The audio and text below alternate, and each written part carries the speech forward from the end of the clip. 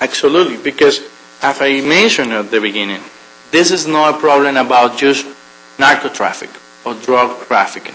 It's, that pipeline is multi-product facility. They bring whatever they can put in. If they need to put a terrorist in the United States, they can do it.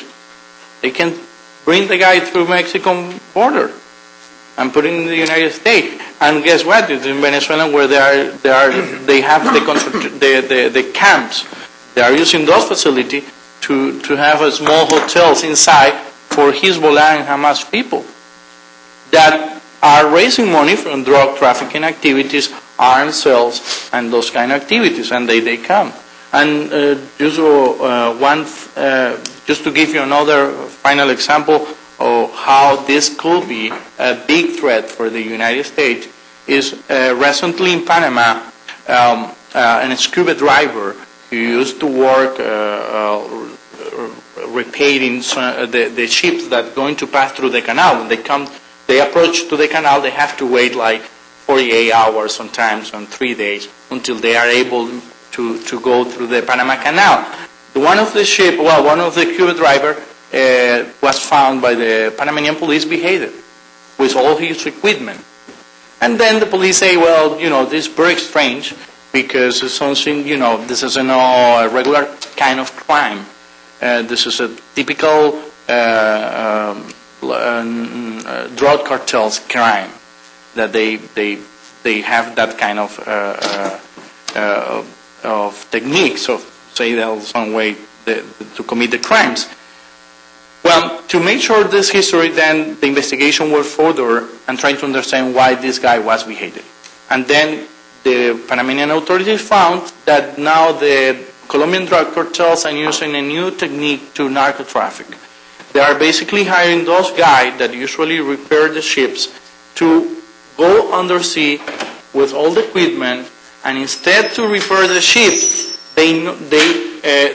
before they choose what ship, they check with the Panama Canal people inside. They pay for that to get information what is the final destination of that ship. Okay, San Francisco, California. Going to San Francisco. Say, okay, I'm going to send 400 cocaine kilograms to San Francisco.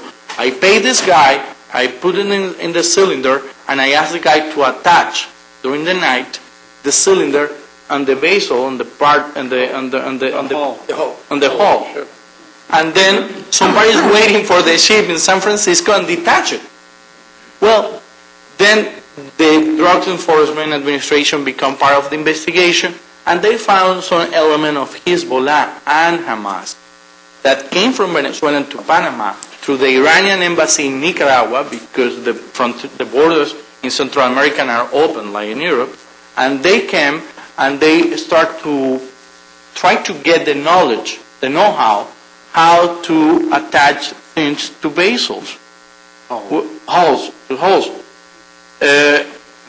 Well, instead to put cocaine, they can put explosives.